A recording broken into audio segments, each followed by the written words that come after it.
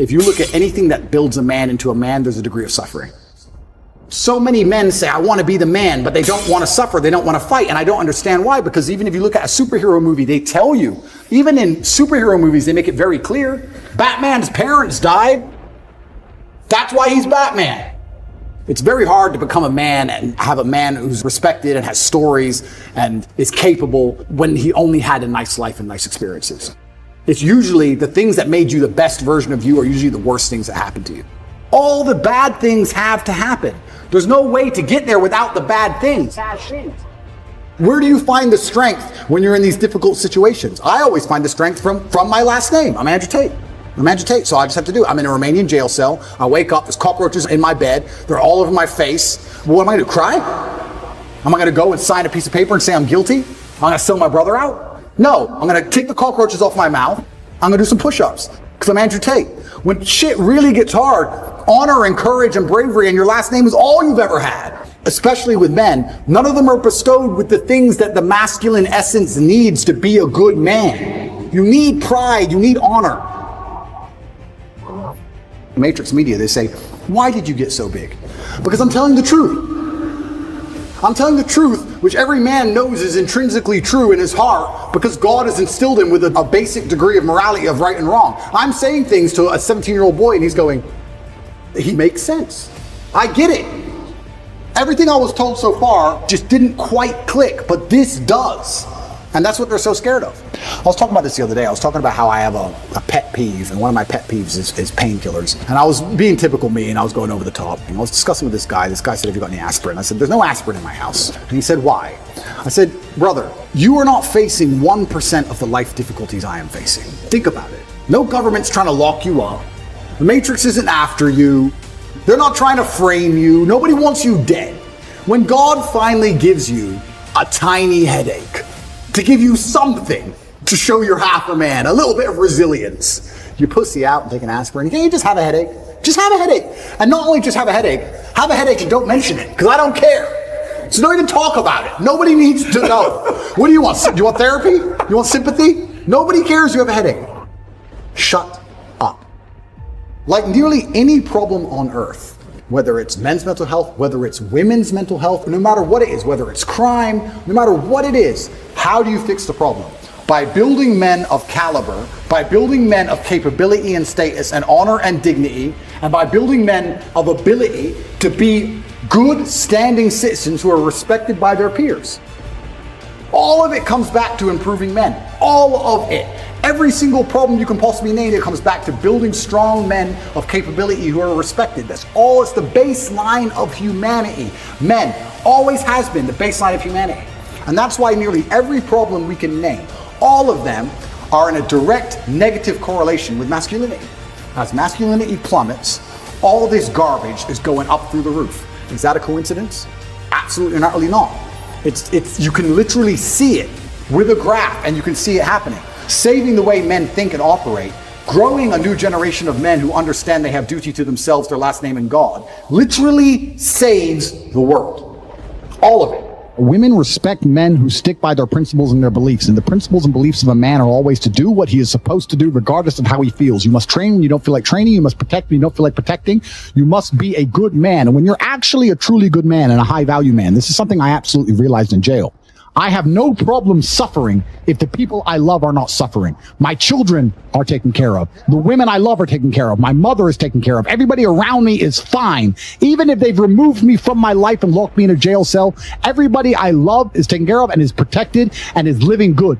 I must suffer because I am a man. I am the head of my empire. I'm the head of the clan. Of course I will suffer, but the people I love are not suffering. This is what God has bestowed upon important men since the beginning of time. Not just important men, all men. The men in the Titanic as the boat was going down, about to be sucked into the icy cold water, some of the last thoughts in those men's head, I know, was at least I saw my daughter and my wife get on that boat. Absolutely. I'm happy to plunge into this ice cold water because there they are on that boat, away from danger. Everyone we love and everyone in the world who we care about was taken care of. And I said, Andrew, would you rather us both be at liberty, but someone else in our life suffer? Mom suffer? Our kids suffer? The Never. mothers of our children Never. suffer? No. I'm glad it was me. I'm glad I was the one who was suffering and everyone else was okay, because that's what being a man means. When you're a man, absolutely, you're right. It is our job to suffer so the people around us do not suffer. And that's why if you're a man and you're waking up every day and you're not trying your very best to be important or upgrade yourself or upgrade your character, or you're lacking motivation, then you have a serious problem, because it is your job to be capable of dealing with the insurmountable pressure which God is going to put upon you, so that when you suffer, everyone around you does well. Our lives are set up that even if they throw us in a dungeon today, everybody we love will be okay forever. And that is what's most important. That's the most important thing. That's success. And that was absolutely comforting in jail when we discussed that. And we said, everyone we love is okay. You and I just have to make it through this. And that's absolutely and utterly comforting. And if you're a man sitting at home right now, you need to sit and say, okay, if they plucked me from my life, if they picked me up and threw me in a room and locked me in a jail cell, Which can happen. which can happen to anybody, especially as they continue these matrix attacks on masculinity as a whole, would your wife have a roof over her head? Would your children eat? Would your family be okay? Think about these things. This is what you're working for. You're not working to make money so you can buy a Lamborghini. You're working to make money, and you're thinking outside of the box, and you're becoming your best version of yourself, so all the people around you will always be okay no matter what happens. It is your job as a man to suffer. And we did our job fantastically, absolutely and utterly, as we should. We always will. And we always will. And everybody around us was okay. And that is extremely comforting in times of hardship, because we're built for suffering. We were absolutely and utterly built for suffering. No matter how close I came to crying inside of that jail cell, I knew all the people around me were safe and all the people around me could eat. And that's all I cared about. I used my phone calls. When I would call other people and they were asking me how I was, I'd say, we don't want to talk about me. How are you? Are you okay? Are you okay with the media pressure? Are you okay? Are your bills paid? Do you have money? Can you eat? I'm in a jail cell in Romania. I'm making sure that everyone I love is okay. I don't need them to sit and worry about me. I worry about them. I sat in a jail cell making sure I could fix the problems for the people I love outside in the free world from a dungeon. That is what a man does. And you must prepare and set up your life for that. You must be prepared to be plucked from life. And understand that everybody around you who once relied on you will still be relying on you, even when you sit in that jail cell. It's still up to you. You are still the man of the household. You are still the top G of your life. Only you. And if you don't pay the bills, who's going to do it? Your wife's just going to what? Go get a job, get like 5 jobs and raise your kids? How's she going to do that? You must be prepared for these things. That is what you're working for. So if you wake up every day as a man and you say, I don't have motivation to become strong, I don't want to work hard and get rich, I don't want to try and become financially free, what you're saying is that the second you disappear from your matrix controlled job, everyone who loves you and respected you and relied on you is going to starve. How can you live that way as a man? Absolutely and utterly unacceptable. I am absolutely and utterly a believer in hard work. I'm a proponent of hard work. I have all this money and all I do is work. My entire life is work. This podcast is work. I'm getting in the car, I'm going to another meeting, work. I'm going to fuck a bitch, that's work. People who are in charge of the world don't care about anyone but themselves. They don't care about you, whether you're gay or straight. They're not interested. What they're interested in doing is controlling the minds of people and affecting the way people operate in a way which is beneficial to them. I don't want to get too political on this podcast and say what they're really doing, because the video will get taken down. Once you get to a certain level of incomes and wealth, everything becomes free. And that's what I'm like now. I don't know the price of anything I eat or buy. If it's not a house or a car, even most supercars, every dollar you make, for every pound you take, you took it from someone else. You don't make money, you take money. You're not the Federal Reserve. You can't create money from thin air. Every single pound in your bank is money you took from someone else. I'm still a student of life, right? Nobody knows everything, and there's still a lot of people who I respect and will always respect and always am quiet around and treat with absolute respect. But I've been learning for a very, very long time. I've always been very, very observant, trying to pay a lot of attention. And life really doesn't have to be that complicated. When you see somebody that has something you want, you just got to try and work out how they got it. Yeah. And that's the missing part. Most people see people with things they want and they don't do the second half. They don't try and work out how they got that thing. Oh, my man has a Ferrari. Okay. I wish I had a Ferrari. Okay. They don't sit there and go for an hour, how did he get a Ferrari? It doesn't cross that part is the part they don't want to do, right? They just go, oh, he has a Ferrari, wish I had a Ferrari, and they go back to TV. Yeah. And that's why they lose. The best thing to do is to understand the rules of the game and find a way to win. So yes, the game is rigged. Yes, the rich are always going to get richer. Yes, the poor are always going to struggle. And that's the way the game is set up. So you still need to find the best move on the chessboard. There's no point sitting there saying, I want to play a different game, because that's never going to happen. Because the people with the money are the people who have the control and they have the power. And why would they have the game set up any other way? Why would they change it? Right? Yeah. It's also the basic of economics. I think a lot of people don't understand the true basics of economics. And the basics of economics state that even giving money to the poor, it ends up back in the hands of the rich. There's no way to stop the rich getting richer. I've already explained this before. But I remember during COVID when they did the stimulus checks and they passed out all this free money to everyone, in England they gave a lot more money, but in America everyone got like $1,400 each and everyone was happy about it, saying, oh, he's giving money to the poor. Yeah, but what do those poor people spend that money on? Amazon stock tripled because they all went to Amazon. So Jeff Bezos got richer, right? But the fact is that there's less companies than there are people. All those $1,400 checks amongst all those people at the bottom ended up in the hands of a few companies, and the rich got richer, and you can't stop it. Doesn't matter if those people invested their money, doesn't matter if they bought stocks, doesn't matter if they bought crypto, doesn't matter if they bought a house, whatever. The people who have the assets and have the companies and have the control are always going to end up getting control of the currency, and they're always going to be richer. So that's kind of how it works. And it's getting worse and worse. It's have-nots and have-yachts. I'll tell you why. I always knew I wanted to escape the Matrix before I escaped it. Let me tell you why.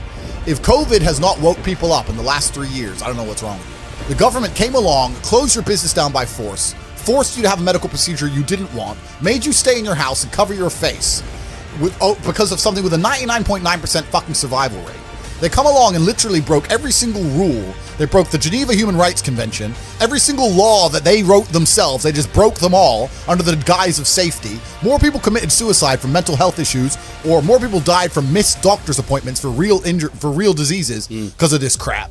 They came along and did it because they were told to by someone above the government, because the government's not even in charge of anything.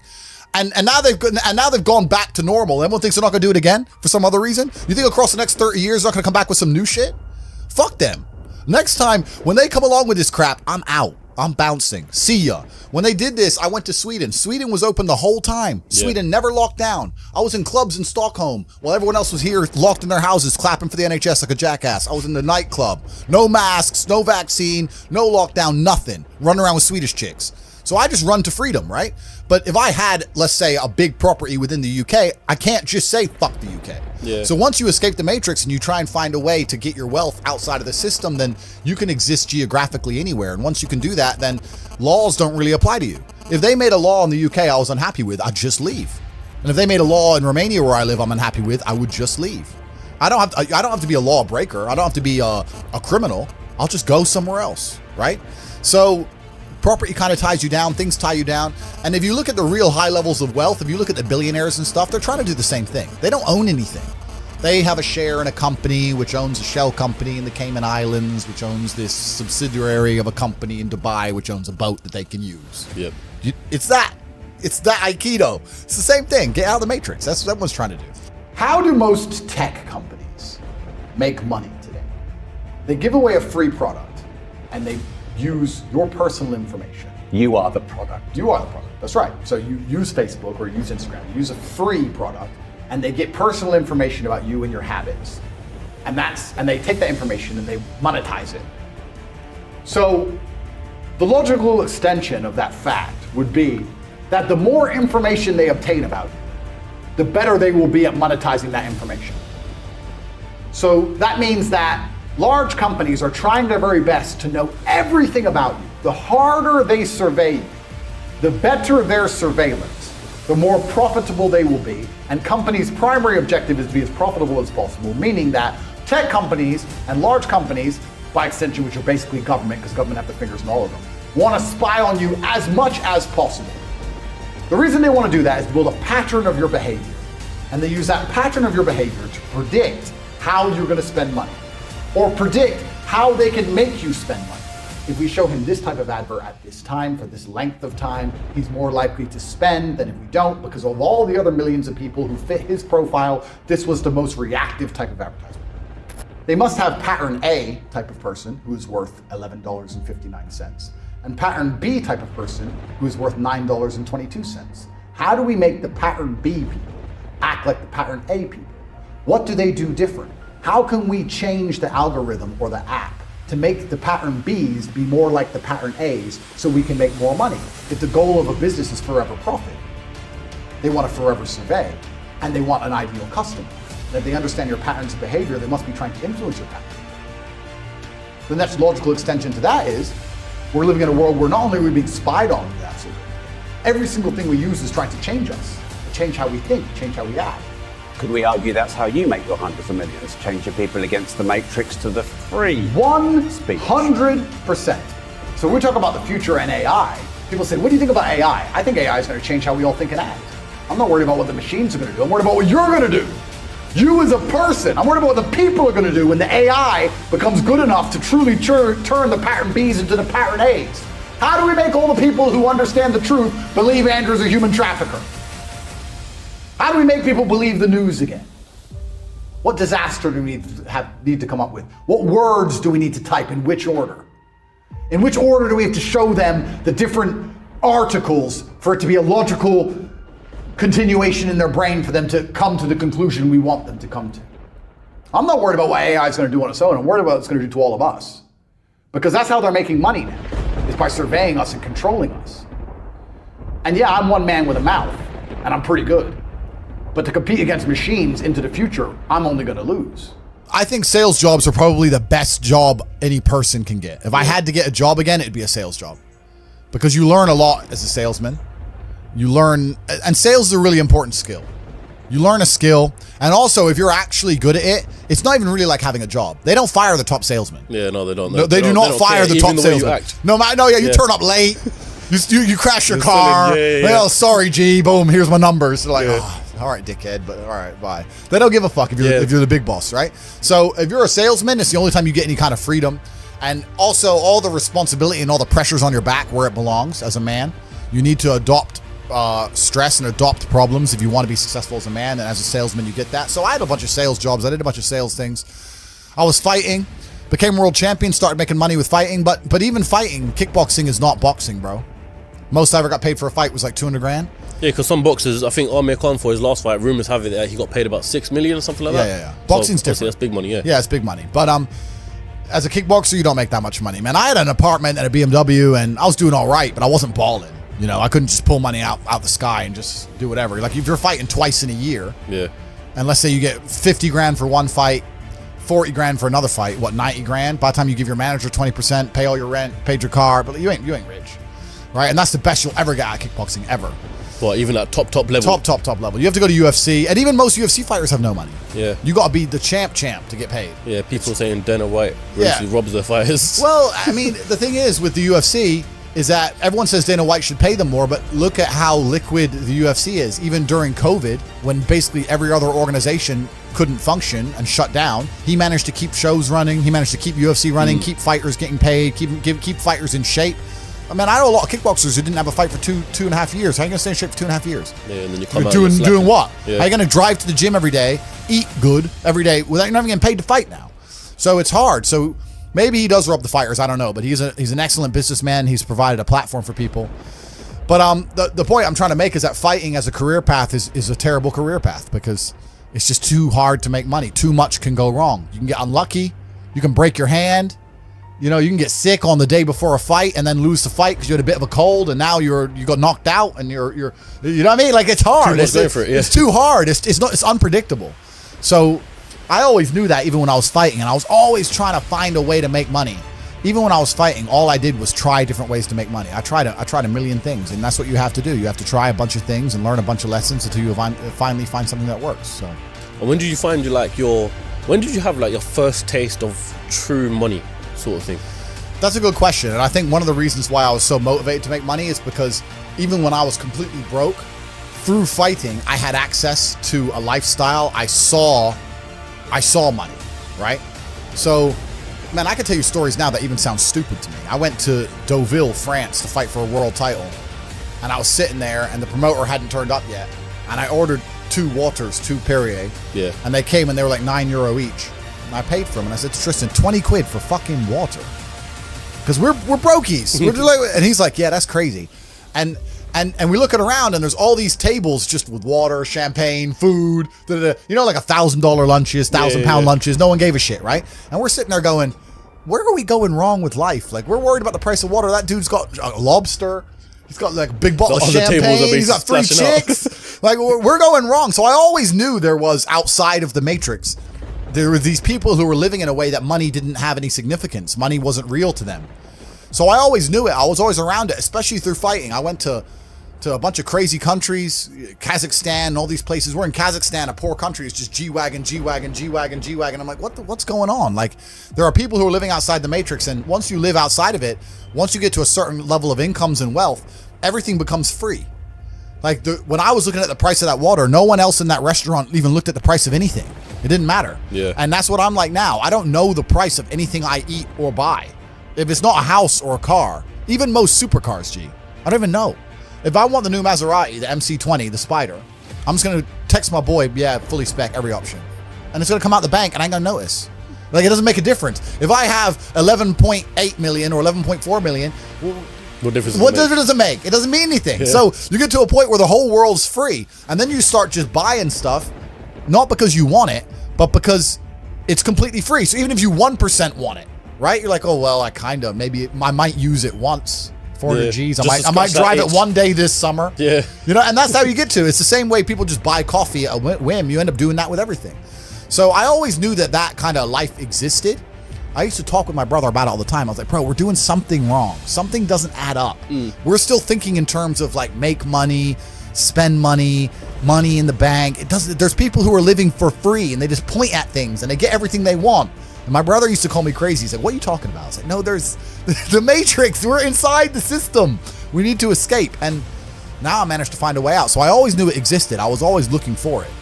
And it does exist, man. You can get to a point of income. You can get to a point of wealth generation where literally everything, I don't know how else to say it. I want to say it in a more articulate way for the sake of the podcast. The only way I can explain it is everything is free. That's how I view the world. Everything's free. If I want something, it's free. I want dinner's free, coffee's free, supercars are free, private jets are free. It's free. It's free. I just want it because all they want is numbers on a screen, and numbers on a screen are what's numbers on a screen? It's nothing. It's free. I don't know how else to say it. You're telling me if I give you some numbers on a screen, you're going to go and build me a W16 fucking Bugatti Chiron Pure Sport, and you're going to deliver it to me in my house, and you're going to put it in the color I want, and it's going to be gorgeous and beautiful, and everyone's going to be jealous, and you're going to do that, and all you want is a few numbers on a screen? Safe. Take it. Take it. I don't give a fuck. It's free. I don't know how else to explain it. That's the world. That's the level the world gets to. And one of the largest things that hold people back from wealth is the people around them. Not only because of the mindsets of the people around them, but also trying to find people around you who you can truly actually trust is difficult. Yeah. It's difficult, man. I'm telling you, if you get 20 people, 20 full-grown men in a room, and they can trust each other completely and nobody's out to snake anyone, even if all 20 are working normal jobs, but they pool their spare income, you will be rich. You'll be fine. The problem is finding 20 people you can trust, right? 20 people with normal jobs, even with normal jobs, you could pool your spare income. You could buy cryptocurrencies, you could buy houses, you could do whatever you want to do, and you would find a way to escape the matrix. At least, maybe not to the insane levels, but you'd all be comfortable, right? By just pooling incomes. Problem is, one of them 20 is going to snake you. One of them 20, his woman's going to leave him, and he's going to get fucked over, and you're going to get fucked over by extension. Or one of them 20, his wife will be in her ear. You're always out with them boys. You can't be with them anymore. The woman gets involved, starts messing it all up. So it's hard. A lot of people don't understand that the entire world, the most valuable thing on the planet today is human capital. Even the people at the very, very top echelons of life, all they care about is controlling people. The people who are in charge of governments and stuff, all they care about is controlling people, making sure you do what they want you to do. I don't want to get too political and talk about Epstein's Island and all that crap, but once you get to a certain level of money, all they want is people. People are the most important thing. You can't have a business without people. You can't have a government without people. You don't have anything without people. Every day, the government passes new laws. Every week, every month, whatever. Have you ever seen the government take a law away? So over time, they just get more and more and more and more control. They don't take laws away. They just add new ones on top. Where does that end? If you have 100 marbles and I take one away every day, it ends at 0. Doesn't matter if it takes a while, but that's where we end up, right? So the governments are all going to try and end up with us in some form of slavery. You can call it communism, you can call it something else. But this money matrix, you're talking about surveillance capitalism, I don't think that's far off communism anyway. I don't think anybody, you're right, we have no free and fair markets, we have no freedom of speech. We just talked about the freedom of society, how garbage that is. Democracy is a scam, that's a lie, because they influence and control the media, if the voting machines work. So, what do we have besides God? Only God can save us now, my friend. Better start praying, because we ain't got anything else. There's nothing else to believe in. What else are you gonna believe in? It's scary. Also interesting you say about the money matrix. The average person stands so little chance of being financially free. It's ridiculous how screwed most people are. They don't even know how screwed they are. You know, let me tell you something that's really hilarious. This really made me laugh out loud. I don't have Facebook because I'm banned. But I saw a Facebook post. My mom shared it with me, someone.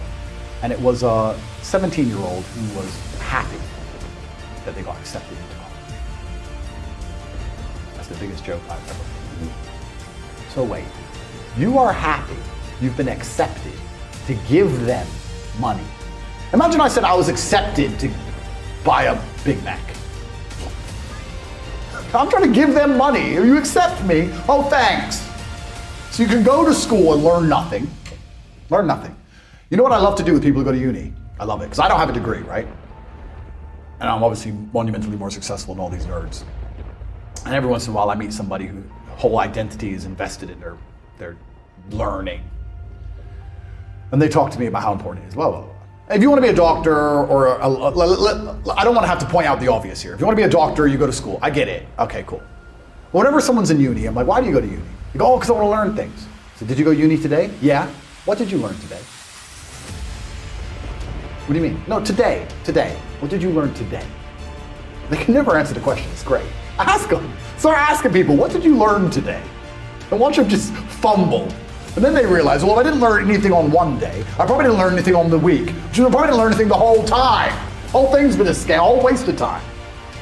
Then you get in massive monumental debt. That's the money matrix. You come out of school, you're in debt. It's over. It's over for you. You're never gonna make it. You've lost the game on level 1. You lost. It's kind of interesting that I had a thought experiment with somebody and I said, you can only get loans for school because if you could get loans for anything you wanted, nobody would choose school. Because they can't exist in a free and fair market. They have to keep a monopoly over the ability to enslave children with debt. Otherwise, no one will choose them because there's no value in it. And everyone knows there's no value in it. But how matrix-minded do you have to be to actually still be happy about the idea you got accepted to a college? I nearly laughed. So these people have no idea how all this stuff works. They don't have a clue. Rich get richer. I'm sure you understand. Poor get poorer. Inflation. That sounds like higher house prices to me. Good thing I own the rich. Good thing I own a bunch. Yeah. Sounds like higher share prices. Good thing I own a bunch of that. Oh, you can't buy groceries. I'm sure that's very hard. We don't have to worry about those things. We own all the assets. The rich get richer and the poor get poorer, and there's no way to stop it. And I also feel like, because I think we need God, and we talked about how messed up society is. I also feel like we're living in the last years where there's a hole in the matrix, where there's any degree of social mobility. I think we're gonna end up back at feudalism. There's gonna be kings. See at the top, my friend. How many Ferraris? Diamond watch, arguing about our diamond watches. There'll be us, and there'll be everyone else. Right now, there's still a degree of social mobility where if you're intelligent and you're perspicacious and you're indefatigable and you work hard and you manage to find a gap and you really dedicate yourself and you try your best, you can make enough money to get out. In 20 years, the rich are going to be rich and the poor are going to be poor, and it's done. It is done. Because the average price of a house is going to just continue to skyrocket. The wages are not going to follow it. You're never going to own any assets. The assets are going to be owned by all the rich people. You're going to be paying us rent. It's over. And there's another thing I find interesting because people come to me often. The question I get asked most is, Andrew, I lack motivation. You have 10 years left to save your bloodline from eternal slavery, and you lack motivation? You are born to lose, sir. You are a loser. All of your ancestors who fought saber-toothed tigers should have just laid down and died because they fought their best for you to be born so you can jack off the Pornhub during the last few years where you stand a chance to save your last name from eternal serfdom. You are a dickhead and you deserve to be poor.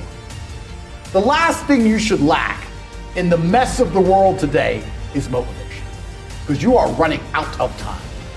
And I'm telling you, as a rich man who made it out, I can see the gap is closing. I can see it. So you should certainly see it.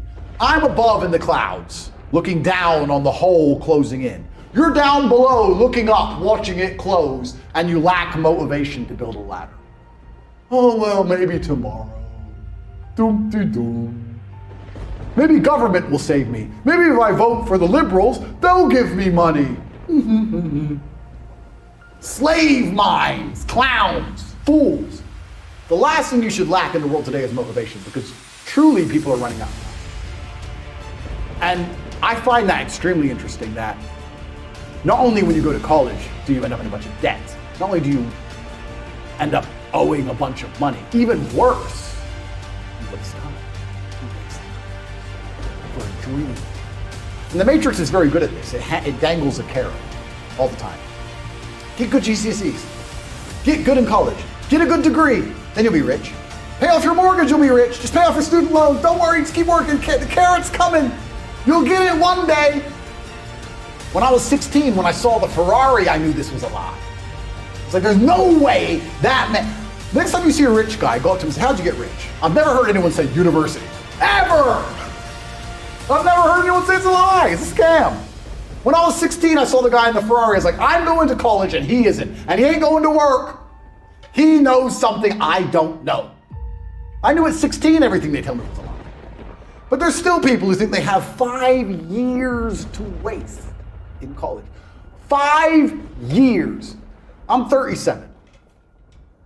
Let's conservatively estimate I make for myself $250,000. 5 years ago, I was probably making 20. That's the difference 5 years can make. 5 years. And they're gonna sit there and do what? Read a book from 22 years ago? Go party? Oh, fraternity.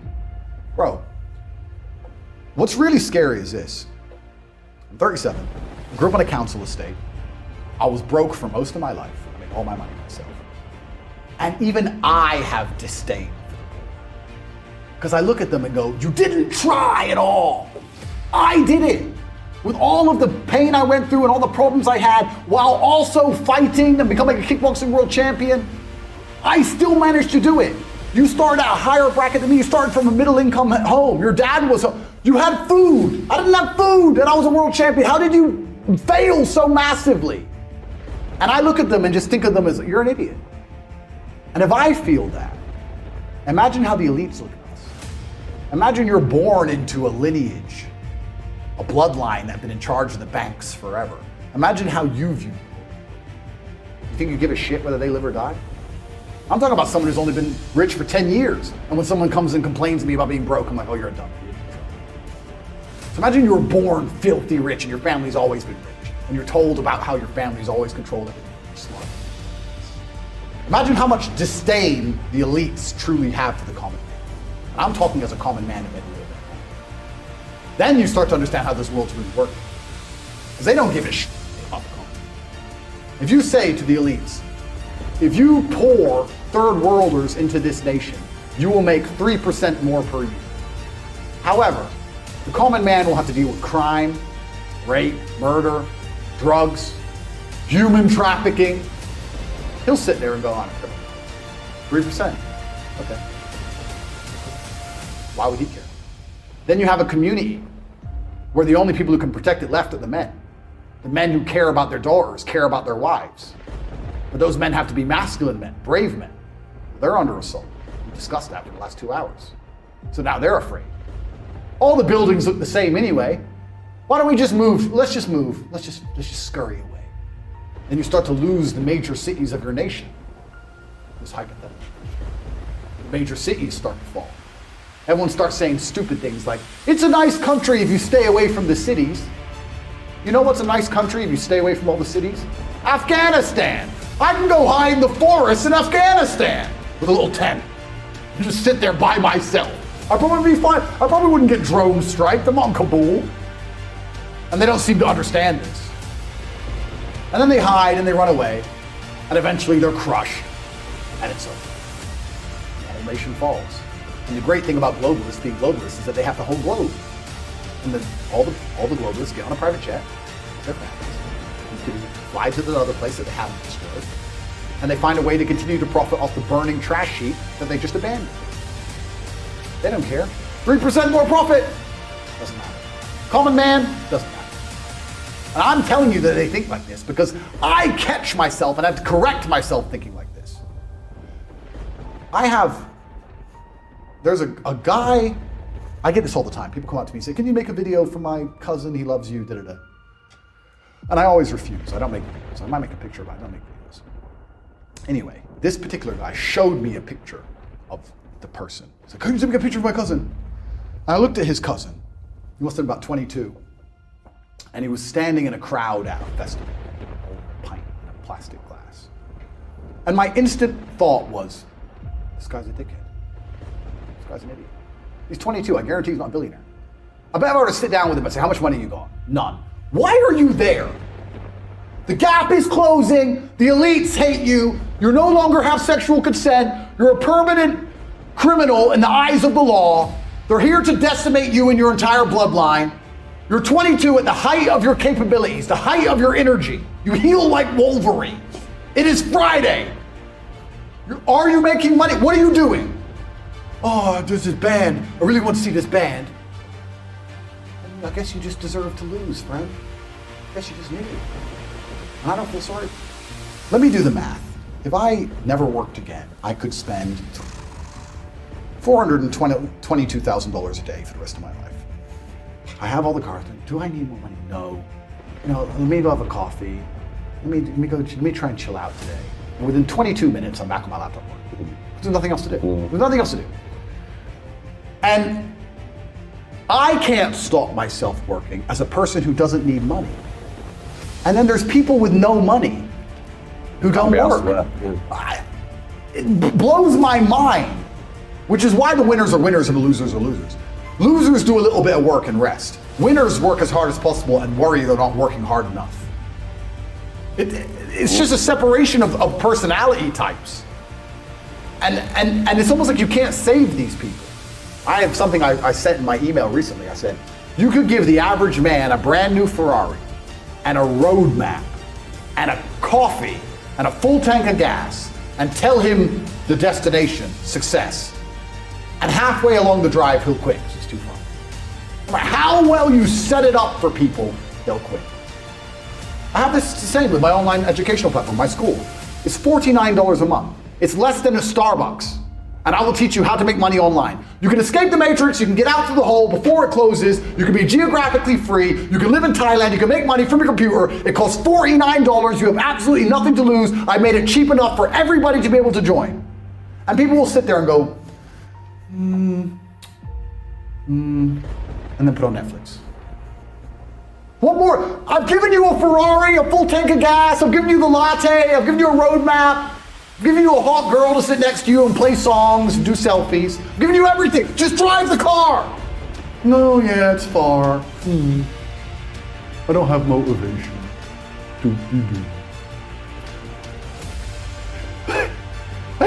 You're a loser. You are a loser. If you do not win, you lose. What do you call someone who loses? A loser. That is an underused word. Loser. My brother and I use it all the time. This person thinks this. He's a loser. What do you mean he's a loser? Look at him. He's a loser. He lost. Name a competition. I beat him at anything. Uno, marbles, a fight to the death. You name it. I'll decimate this loser. Oh, he thinks I'm a human trafficker. Oh, he with the loser. Give a shit. He's a loser. All these losers out here. Another thing, and then they say, this is what's another thing that's amazing to me about motivation. I don't feel motivated. Newsflash, neither do I sometimes. You're not gonna always feel like doing it. You have to do it anyway because it's your duty to do it because you don't want to be a fucking loser. That's the whole point. If you felt like doing it all the time, then there would be no magic to it. The magic is that you do it regardless of how you feel. What do you mean you need motivation? You don't need motivation. You have a duty to not be a loser anymore because the hole in the sky is closing.